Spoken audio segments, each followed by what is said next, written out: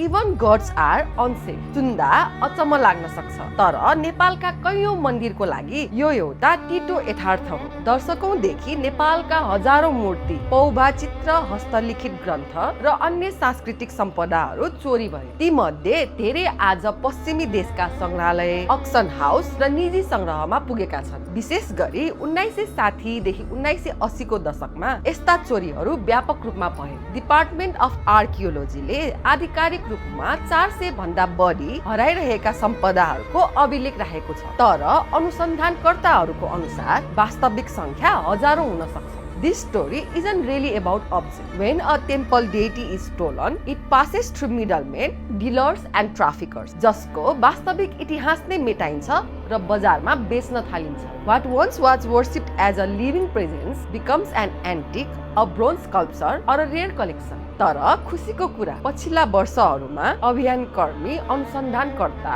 र स्थानीय समुदायहरूको प्रयासले करिब 200 सम्पदाहरू नेपाल फर्किएका छन्। Yet thousands are still missing. किनभने सम्पदा फिर्ता ल्याउन पहिले नेपालले त्यसको इतिहास प्रमाणित गर्नुपर्छ र धेरै वस्तुहरू अक्सन पछि निजी संग्रहमा हराइसकेका छन्। अरूका लागि ती केवल वस्तु हुन सक्छ, तर जसले पुस्तौंदेखि तिनलाई पूजा गरे, for them they are family members who never came back home. शुभ है।